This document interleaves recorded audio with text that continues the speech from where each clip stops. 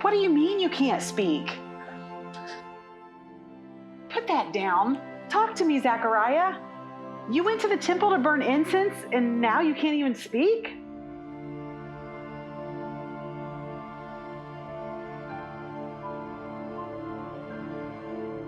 Because you doubted. What does that even mean? You doubted what an angel told you. Oh, right. An angel. Now it's all making sense, Zechariah. Are you feeling all right? Maybe you should have a seat. Oh, really? You think I should sit down? I don't have time for this. Just tell me what's going on.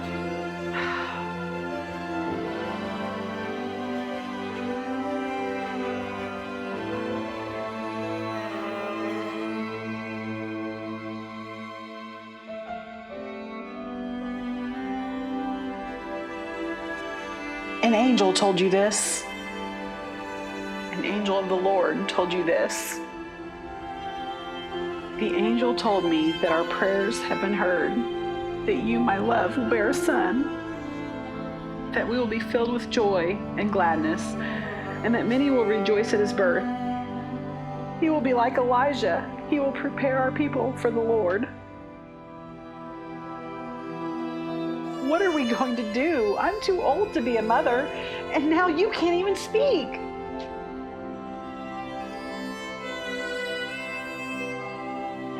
You can't speak until he's born? That might actually work out really well for me.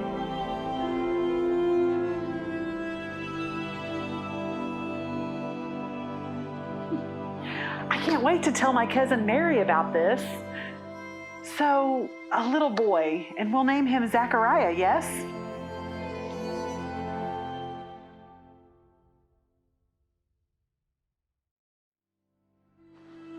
John?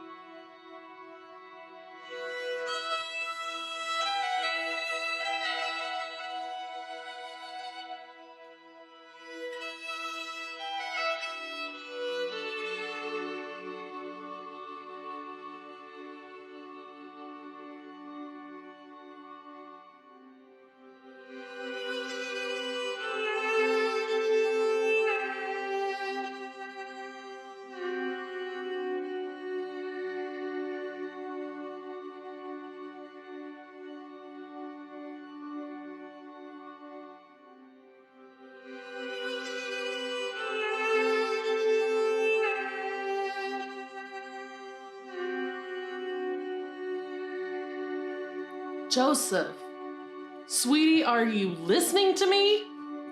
Mary, if I have to say this once, I've said it again. I can do two things at once. I know. It's just, Joseph, we need to talk. Yep. I need you to listen. I'm listening so hard right now, Mary. You can't hardly imagine how much I'm listening and concentrating to your words. I am overwhelmed by your concentration. Can you just stop for a second? Mary, I would love to, but I can't. Why not? We're going to be married soon, and I just want everything to be perfect. I love your heart, Joseph. I really do. But sometimes things aren't perfect. And that's okay. I mean, who knows what life is going to throw at us, right? Yeah, but I still want a house worthy of you. So I've got to work because... A man has got to have a plan. I mentioned that before. A time or two.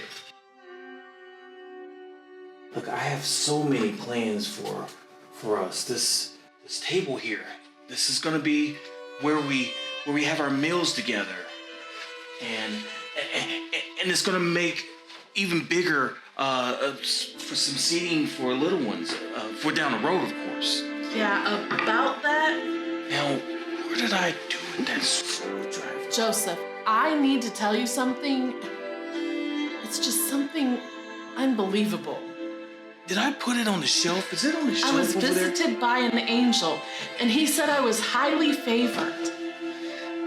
And it felt like a dream until he told me something. And the instant he said it, I knew it to be true. That's really great, huh? Joseph, are you listening to me? Ha! It was in my pocket the whole time. Joseph! What? I'm pregnant.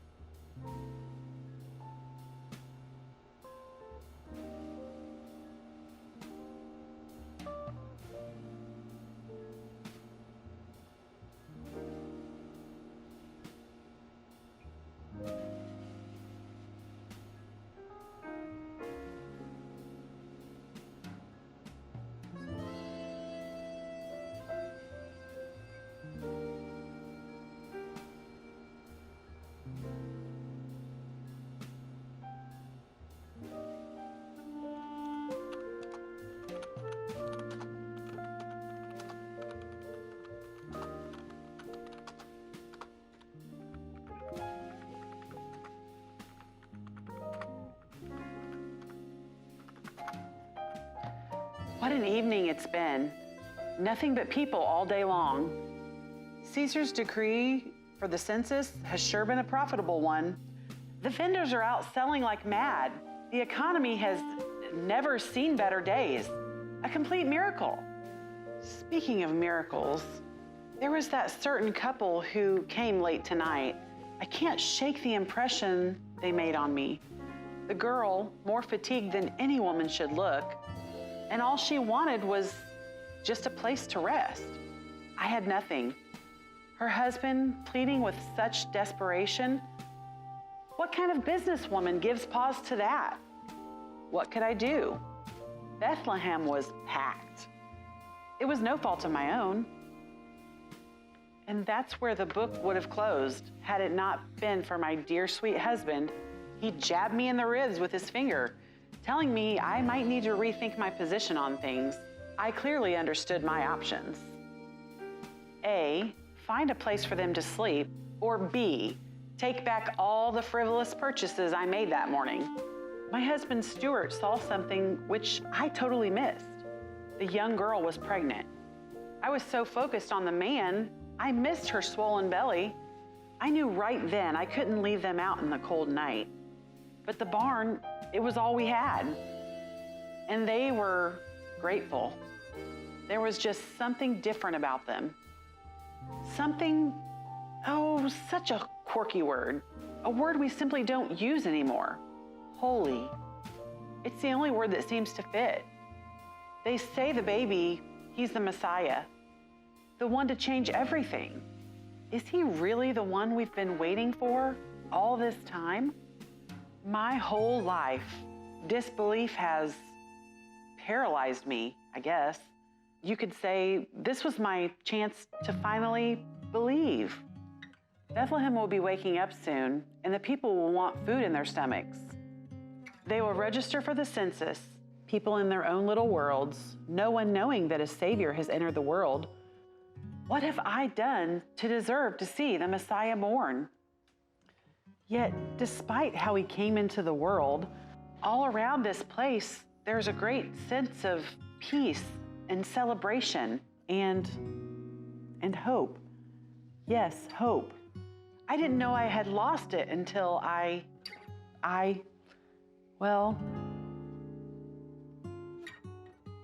it's just that out of all the places in this world, God chose my place to bring hope to the world. I'm certainly not a worthy woman, but I am a grateful one. Stuart, I haven't seen him this happy in a long time. As for me, well, there will always be things to buy and sell. But all of this has given me a new kind of heart, a heart that believes. What a holy night.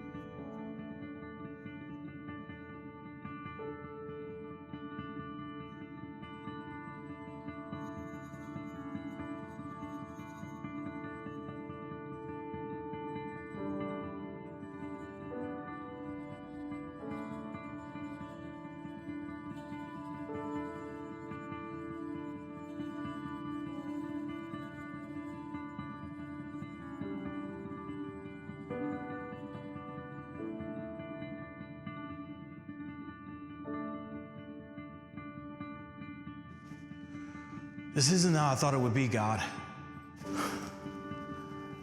I don't want to tell Mary this, but I'm overwhelmed. I mean, this child is on his way, and I'm not ready, Lord. This is how you saw Mary and my life forming together?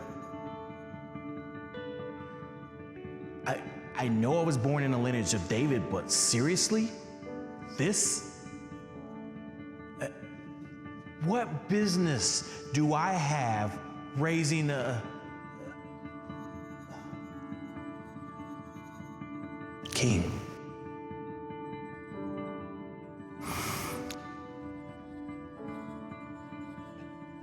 I mean, you know me as a humble man, not an irresponsible one. But look where I've landed us, in a barn. I've planned things out my whole life. I've worked hard. I've saved my money. I'm trying to do everything right here, Lord. Others planned for the census. They got here early, and what did I do? I show up with my pregnant wife hours before birth after a 90-mile journey, and I can't even find a room.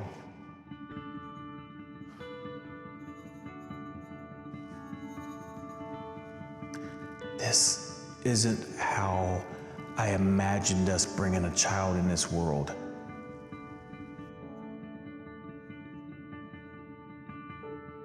Especially yours.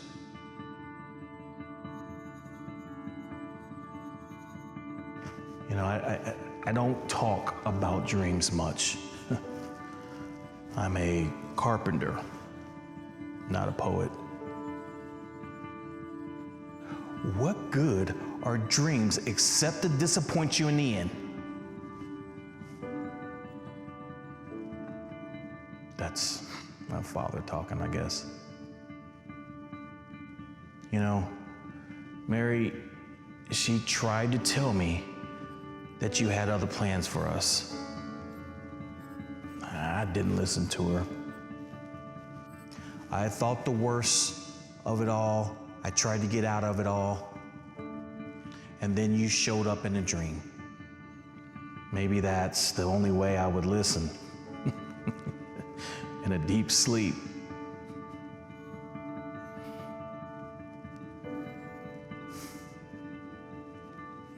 Yeah, I know. I'm certainly not the first man to get his plans changed by you. And I certainly won't be the last. But I gotta tell you, this one feels like it's set with thorns. But also like it's gonna change the world. It's just that I'm not sure I'm a world-changing kind of father. There are a lot of men braver than me.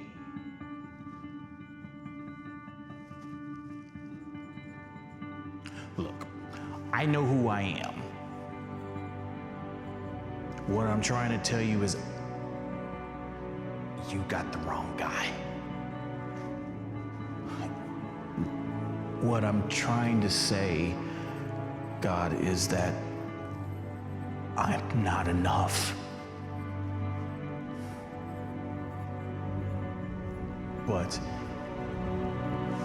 if you see a flicker of something inside this sawdust-covered heart of mine, then I'm willing to take a detour.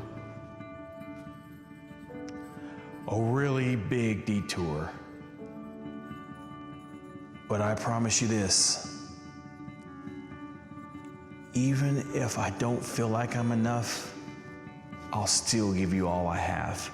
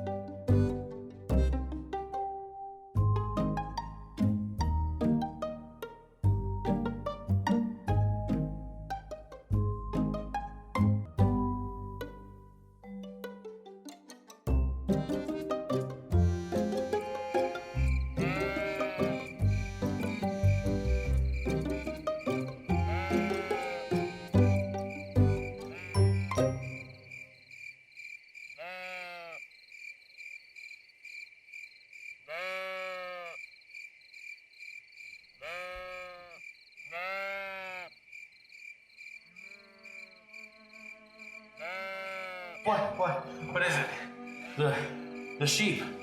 Somebody's gotta stay and watch the sheep. What? What do you mean? The sheep, we can't just leave them. Dude, they're sheep. I mean, they eat, they sleep, and they poop. They'll be fine. No. That's the same thing you said when we snuck off to go see the Mutton Sons concert. And we lost half our flock. Half our flock, Jake. Somebody's gotta stay and watch the sheep. Angels, Sam. I mean, a multitude of angels just popped out of the sky. And instead of sprinting to Bethlehem, you're all like, oh, we have to consider the sheep and how their abandonment issues may contribute to an unstable emotional state. Hey, fellas. Last one there. There's a stinking loincloth. Anyway, I'm sure the sheep will be fine. The angels will protect them, right? They'll take care of them. That's why we call them, what do they call them? Gardening angels, or... Are you serious? What? Guardian angels? Do you mean guardian angels? Tomato, tomato, okay? Why are we still standing here? Look, somebody has to stay and watch the sheep. You know it, I know it, and even the sheep know it. Sheep don't feel, Sam. You can't prove that. All right, look. Looks like there's only one way to settle this, then. Oh, you're thinking what I'm thinking? Oh, yeah. Stone parchment shears? Loser stays with the sheep? Let's warm up. All right.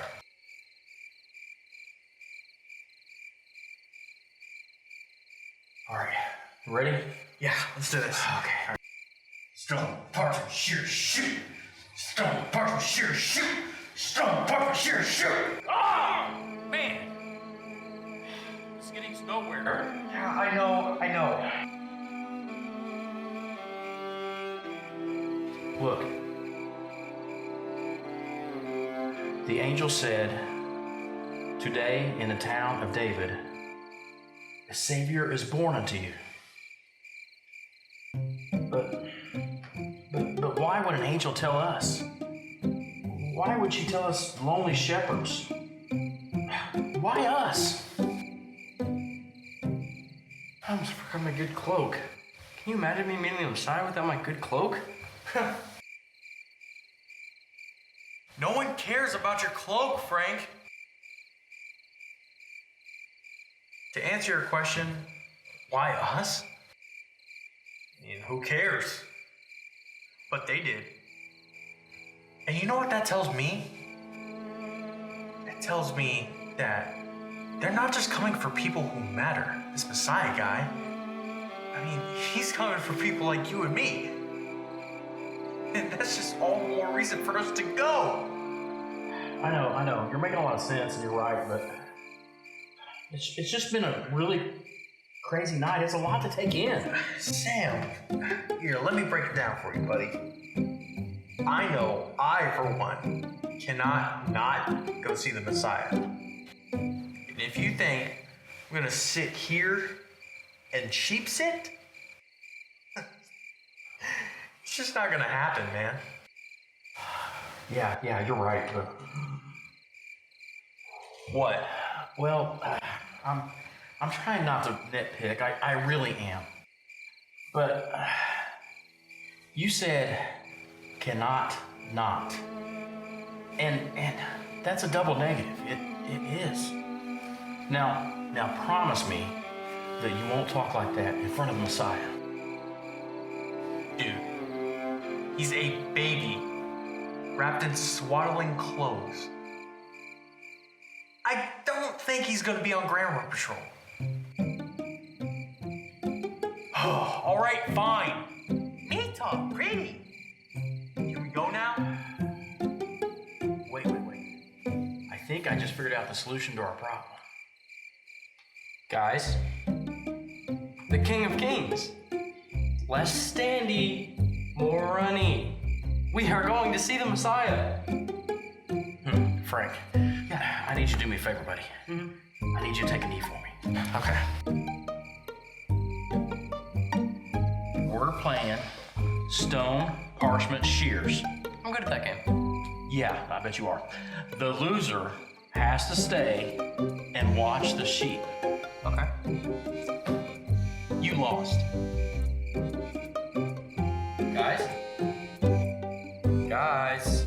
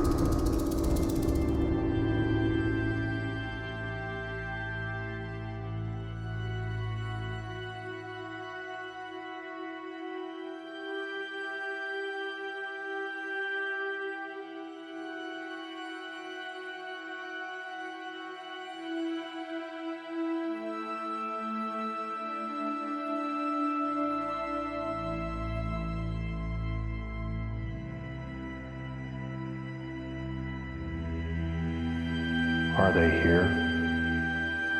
As your advisor, I feel compelled to express my hesitation about this meeting. Do we even know who these people are? We do not. Then why have the meeting with them? They are stargazers, Gentiles. The only thing more frustrating than having to explain myself is to explain myself to someone whose job is to listen to what I say. As if I don't have a specific reason why I want to meet with these wandering stargazers. These men have valuable information. And if we play our cards right, they can help us infinitely more than we can help ourselves. Now, if you don't require any more explanation, send them in. Yes, King Herod.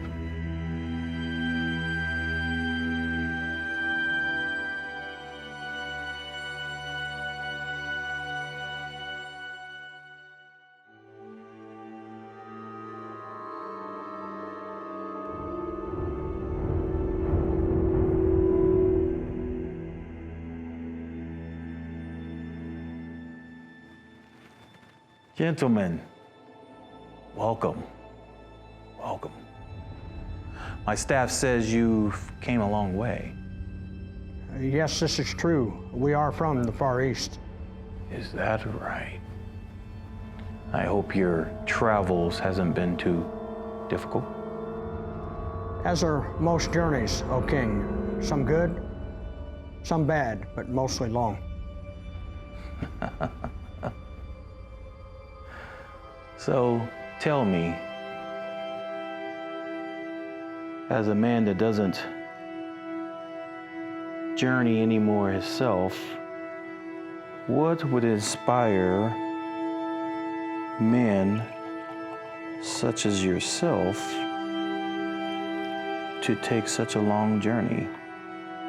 As I'm sure you're aware, word has been spreading about the Messiah. O King, we have seen the star. We have come to worship him. I heard the rumors, but with this one, the stakes are too high now to be imprecise with our actions. Becoming king is an effort unto itself, but maintaining that station, no, that requires an entire different set of skills. Is that right? A new Messiah.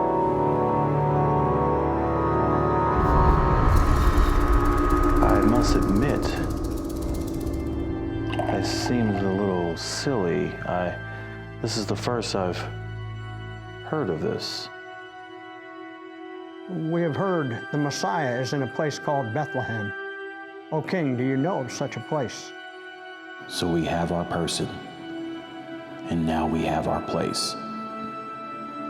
All that is left is to put good use to that ancient adage, either hunt or watch yourself become the hunted.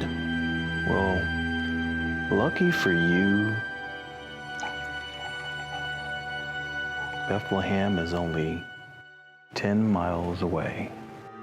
10 miles. After so many miles, 10 seems just around the corner. Yes, indeed it is. Now, I know you're eager to be on your way and witness this Messiah firsthand, but please allow me to be a good host and offer you a drink.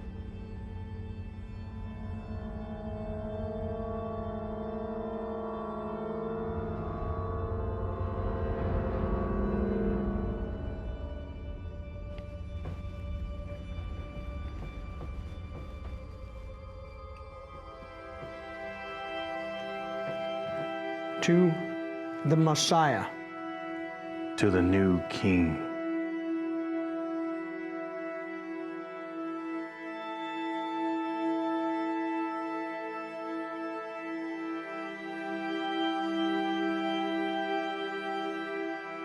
Would you do me a favor? of course. When you have found this Messiah, could you come back and tell me exactly where he is so that I may worship him myself? Consider it done, King Herod.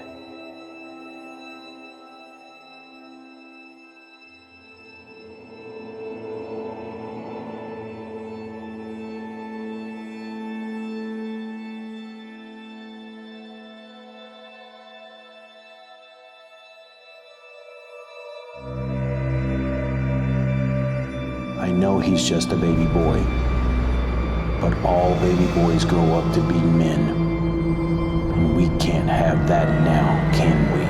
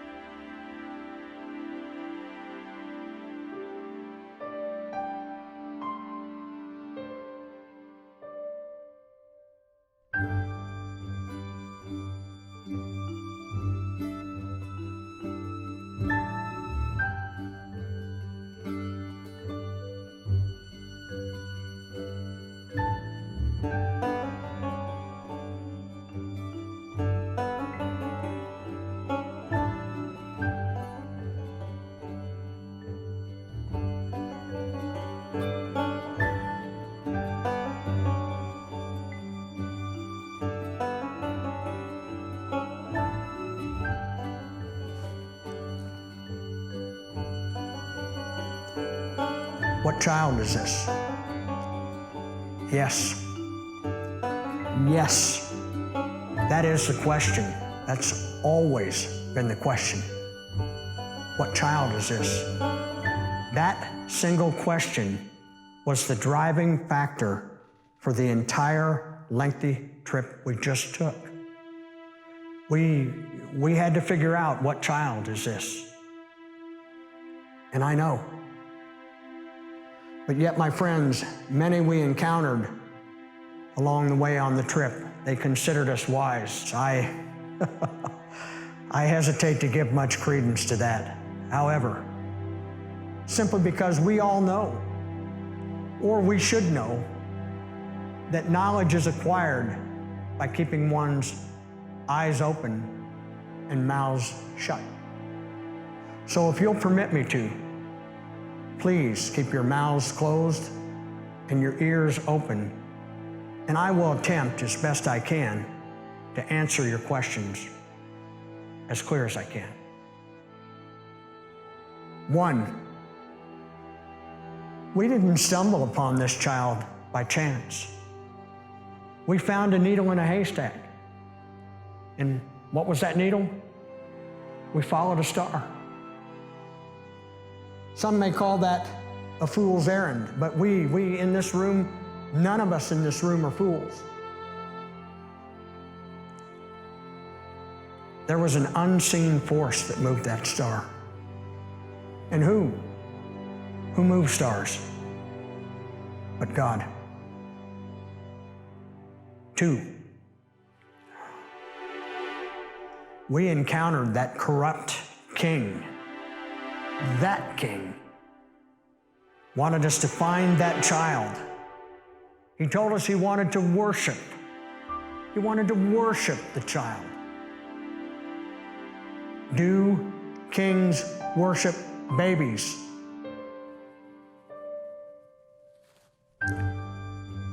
No. No. Kings defend their thrones. And that king, that Herod, he was a corrupt and ruthless despot. My friends, it did not take a wise man to discern that. Of that I'm certain. That king, he felt the child was a threat. Mark my words, that child is a threat to all that are cruel and ruthless. 3,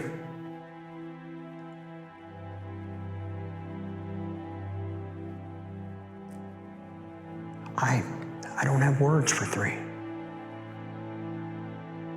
All my life, all my searching, it appeared that the knowledge was always beyond the horizon. Until in an instant, I crossed a threshold and there it was. It was right there. That father, that mother, the star, but that child, it was all right there. All of my searching, all of my studying, it was all right there. Oh, and that child. How could I not worship him? My friends, I need search no more.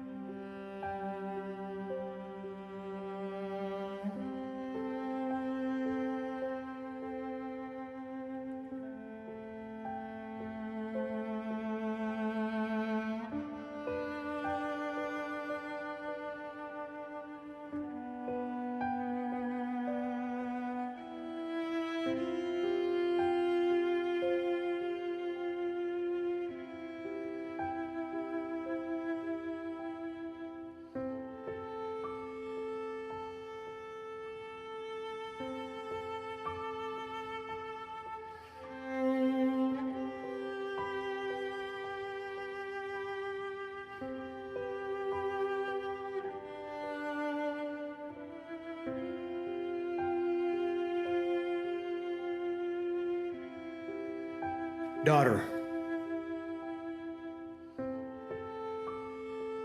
I know I haven't written in a while, but the neighbor's little girl brought us a loaf of bread this morning, and it reminded me of something. Do you remember that day that you decided to help your mother cook dinner? You couldn't have been more than 5? Your mother was next door visiting the neighbors, and you decided it was time to make dinner. It's a wonder you didn't burn down the house cooking that bread. I got home just in time to see you covered in flour, pulling that perfectly cooked loaf of bread out of the oven. You know, that wouldn't be the last time you astounded your dear papa. Dear Papa, your grandson is taking a nap, and my better half is at the shop. He always seems to be at the shop since his skills are in such high demand. But I thought I would take a moment to write. I think of you every day about this time. It's when you always came home for lunch. I remember running at you full tilt when you came through the door, calling out, "Where's my little girl?" My little girl is quite a good cook, I would tell people. I was always so eager to talk about you, to brag on how smart and how hardworking you were. We used to be so close. You were Daddy's little girl for so long. That's why I don't understand how you could let this happen. When I look toward your future, I had such high hopes. I had such high hopes when the messenger came with the letters from home, but no, still just Mama's name at the end. I keep every letter you two have ever written. I wish you would write more and not make Mama do it all the time, but I guess that's part of what happens when your father is convinced you've disgraced our family name. Our family name. It's taken quite a hit lately by what I now think of as your situation. I can barely show my face at the synagogue. I think it would be better if you at least admitted you'd done something wrong. And that husband of yours, I refuse to call him my son-in-law. He had us all fooled. He seemed like a man with a lot of potential, a future, but now he's fallen in line with that ridiculous story of yours. I just can't imagine why. I can't imagine why you think I would have lied about this. Don't you think I know how ridiculous it sounds? Of course I do. I don't blame you for having your doubts. But to flat out accuse me of lying? I thought you respected me more than that. Of all the childish things I may have done, I never once lied to either you or Mother. I know Mama has her doubts as well, but at least she's doing as I ask and waiting it out. Why can't you? Why can't you see things through my eyes? You know, I've told your mother that now's the time for tough love. We cannot let you get away with these outrageous stories, playing us all for fools. If you want to live as an adult, then you've got to hold to adult standards and not accept this kind of foolish behavior. Foolishness? That's what you call it? You looked right in my eyes and called it foolishness. That's what bothers me most, I think. What bothers me the most is that I think that you're fooling yourself. That moment I looked into your eyes, I didn't see any deception. Fear, maybe, some confusion, something that even resembled excitement. But I saw no deception. Have you really convinced yourself that this is true? This is true. I know it is, no matter who doubts me. To the You Messiah. gave birth to the Messiah. My daughter. Me. No, the Messiah would not have come this way. It was unexpected, but It's nonsensical and blasphemous and ridiculous and unbelievable and it's thrilling and exciting and amazing and astounding and terrifying. I'm frightened for you, my daughter, my Mary. Papa, come visit and look into my eyes again. You have to know that I would not invent a story like this. If it is true. It is true, Papa. Then nothing is as we have expected. Nothing is as we have planned. I can't explain it, Papa. I can't tell you how it will all work out, but This changes everything. it does, Papa. The God you have served so faithfully all your life is doing a new thing, and you get a front row seat. I don't want you to miss it. But if the Messiah is not a conqueror, if that is different, then I have this suspicion that the road will not be an easy one for you or your child. I know that it won't be easy, Papa, but Joseph is beside me and God is leading us. Ah, Joseph. He really does believe you, doesn't he? He does, Papa. He has an advantage, though. God sent him an angel, too. Is it too much to ask that you might have done the same for me? Papa, Daughter, don't miss out. You've prayed all your life for a Messiah. You've taught me to expect the unexpected from the God of our fathers. You've instructed me in the faith of our fathers. All I'm asking is that you look to the heavens and ask for God to give you faith in this plan you weren't expecting. Trust me. my daughter, the mother of the Messiah. Can it really be true? Yes, Papa.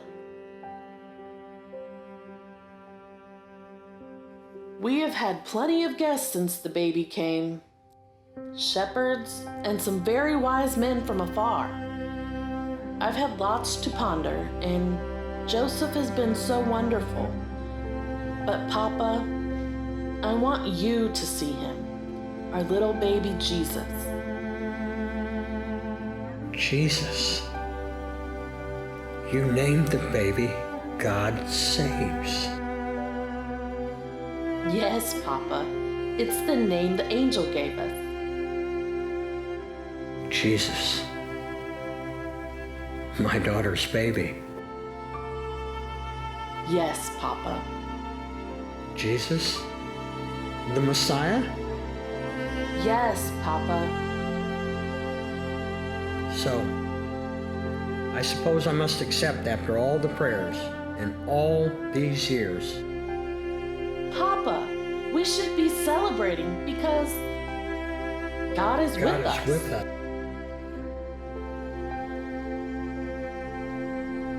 With all my love and with newly opened eyes, Papa. Your devoted daughter.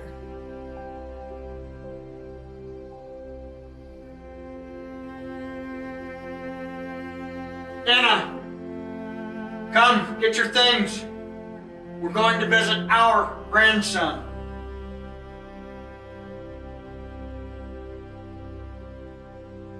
Joseph, you're home just in time. Mama and Papa are coming for a visit.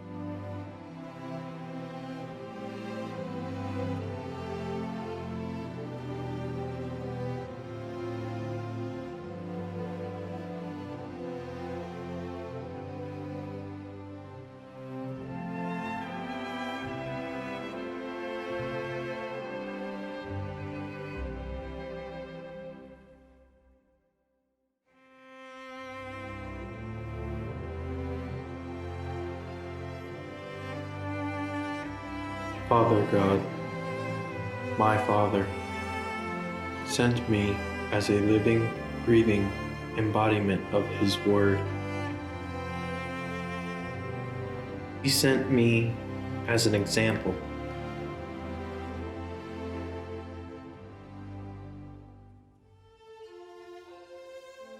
He sent me to bridge the gap. I conquered death so that you could spend eternity with Him.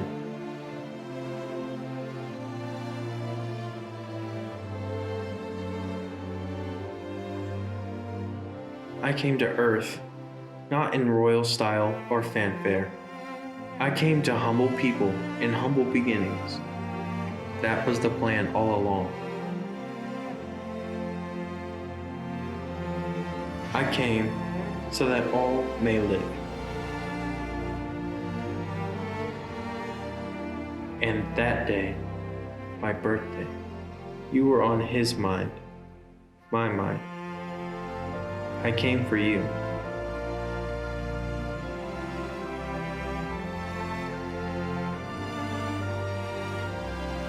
For God so loved you, He sent me